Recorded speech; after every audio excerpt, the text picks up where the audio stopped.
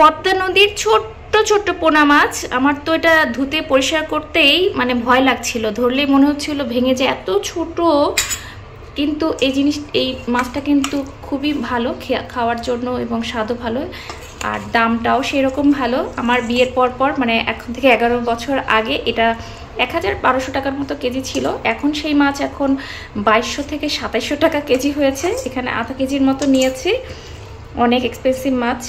এটা আস্তে করে মানে হাত দিয়ে ধরতেও ভয় লাগছে। পেঁয়াজ, কাঁচামরিচ, ধনিয়া পাতা, টমেটো সব কিছুর সাথে সরষের তেল মাখিয়ে আমি একবারে বসিয়ে দেবো, বেশি সময় লাগে না। কালো জিরা ফোড়নে দিয়ে মাখিয়ে মাছটা বসাবো। ভাইরে ভাই, পুরো মনে হচ্ছে সোনার দামে মাছ খাচ্ছি।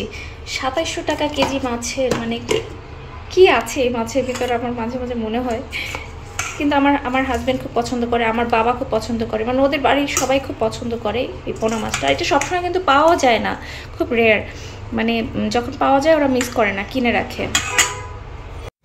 এবার একটু হলুদ মাখিয়ে নিব, হলুদ সব কিছু মাখিয়ে মশলা মাখিয়ে তারপর একবার বসিয়ে দেবো। তারপর নাড়াচাড়া নেই, তো ভাবলাম যে চামচ দিয়ে আর নাড়াচাড়া দেওয়া যাবে না, হাত দিয়ে সুন্দর করে পেঁয়াজটাকে একটু ভেঙে দিব, হলুদটাকেও আলতো হাতে মাখিয়ে নিব, তারপরে বসাবো। প্রথমে আমি কড়াইতে হলো সর্ষের তেল, তার মধ্যে একটু কালো জিরা ফোড়ন দিয়ে নিয়েছি। এবার দিয়ে দিচ্ছি কুচি করা আলু। এই আলুটাকে আগে একটু ভাজা ভাজা করে নিব, নাহলে মাছের সাথে তখন আর নাড়াচাড়াও করতে পারবো না। তো আমি এটাই করি, আলুর সাথে দিয়ে দিলেও হয়, কিন্তু আমি একটু ভাজা ভাজা করে নিলাম যাতে তাড়াতাড়ি হয়। আর এই মাছটা কিন্তু রান্না করতে খুবই অল্প সময় লাগে, 10-12 মিনিটের মতো সময় লাগে। স্কুলে দিয়ে এসে এই জাস্ট বাসায় এসে ড্রেসটা চেঞ্জ করলাম, এর ভিতরে স্কুল থেকে ফোন।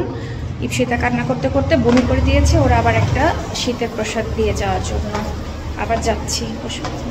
এটা যে এত কান্নাকাটি করে খুব মায়া লাগে, আর কি যে করবো বুঝতে। আচ্ছা ভালোই হয়েছে, টুক করে যে কোনো কিছু চাইলে দিয়ে আসতে পারি। এখন ভাবছি মেয়েকে নিয়ে যাবো কি যাবো না, নিয়ে গেলে আবার কালকে আবার একই কাজ করবে, আর চলে আসতে যাবে, স্কুল ক্লাস করতে যাবে না। বুঝছি কিছুদিন হয়তো সময় লাগবে ঠিক হতে। চলো চলো চলো, তুমি কি আজকে অনেক কান্না করেছো? ইপসি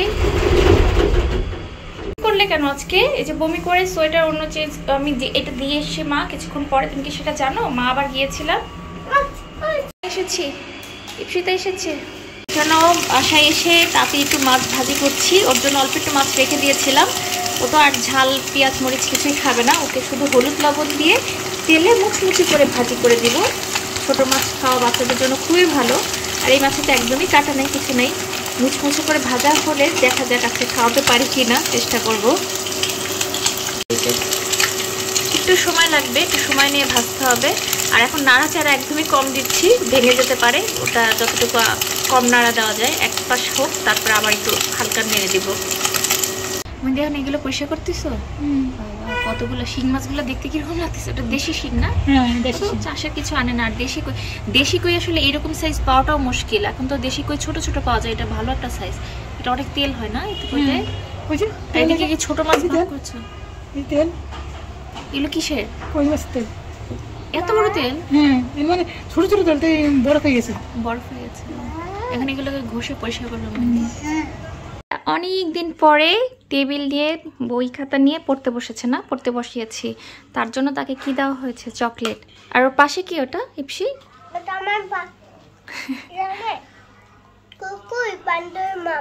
মামা। আচ্ছা, আমরা পড়াশোনা করবো, একটু অল্প একটু পড়াশোনা করবো, ওকে? তুমি অনেকদিন তো লিখোই না, লেখা তো ভুলেই গেছো। চকলেটটা কেমন ইপসি? টেস্টি, মারও খুব পছন্দ। ছোটবেলায় খেতে এটা? হ্যাঁ খেতাম, তোমার বাবাই কিনে দিত। আমিও ছোটবেলায় খেতাম। তুমি কি এখন বড় হয়ে গেছো? আমাকে একটা দাও।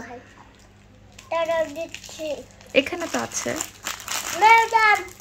আমি একটু পরে খাবো, থাকবে। তুমি আমাকে টাইগার দেখাও, টাইগার কোথায়? টাইগার, ওকে। না ডগ দেখো।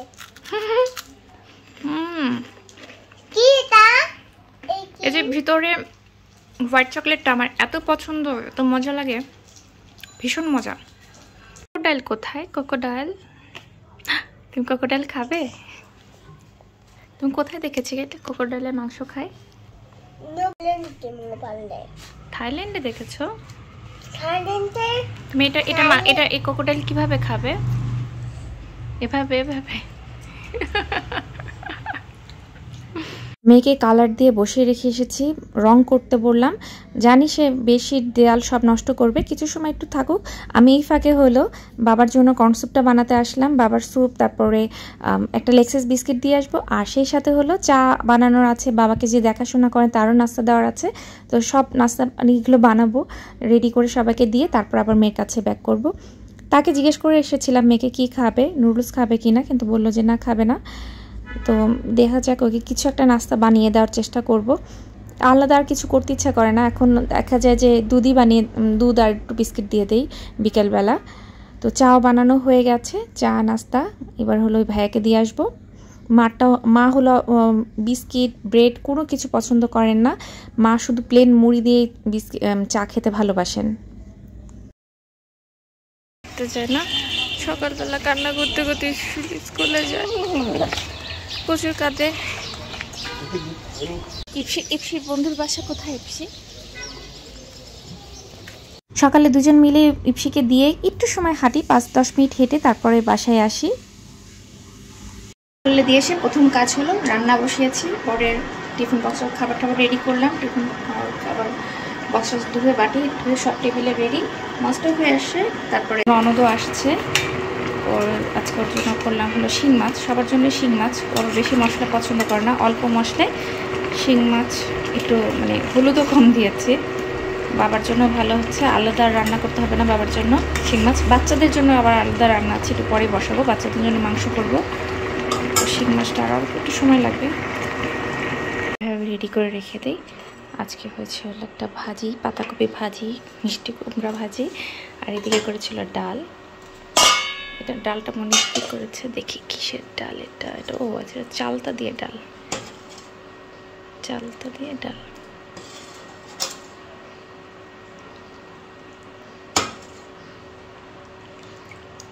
আমার শ্বশুর আবার চালতা পছন্দ করে, আমার বড় শ্বশুরের জন্য অনেক কষ্ট করে 3টা চালতা পেরে নিয়েছিল। আগের দিন টক করে দিয়েছিলাম, মিষ্টি ছাড়া খেতে পারে না, তো আজকে আবার ডাল দিয়ে করে দিল।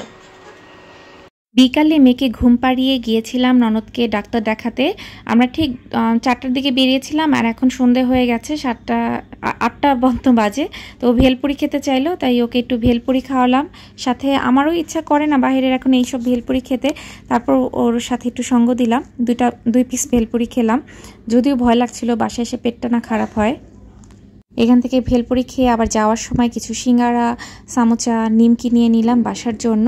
তো বাসায় বাচ্চা দুটাকে রেখে গেছি, খারাপ লাগলো, মায়া লাগলো, ওদেরকে নিয়ে আবার আমরা একটু বের হলাম। কাছেই শহরে হাটে আমাদের পাশে একটা ফুড কোর্টে এসে ওদের একটু ফুচকা, ওরা যা যা খেতে চায় আর কি, ওদেরকে একটু খাওয়ালাম। তো ওদের হলো ঝাল ফুচকা চলে এসেছে, আর আমি ইপসি হলো মিষ্টি ফুচকা খাবো, কারণ আমাদের হলো ঝাল খেতে পারি না। আর মনিদিদির জন্য এই যে একটা পার্সেলও নিয়ে নিলাম, মা মনিদিদি। এখান থেকে একটু মুড়ি নিয়ে নিলাম, এই যে লাল মুড়িটা। খাওয়া দাওয়া তো কমপ্লিট, এবার আমরা হলো সবাই গল্প করতে করতে, কাছেই তো বাসা, হাঁটতে হাঁটতে সবাই যাচ্ছি, একসাথে আছি, অনেক আনন্দ করি একসাথে। আনন্দ ঠিক নয়, অনেক কষ্টের মাঝে একটু ভালো থাকার চেষ্টা সবার।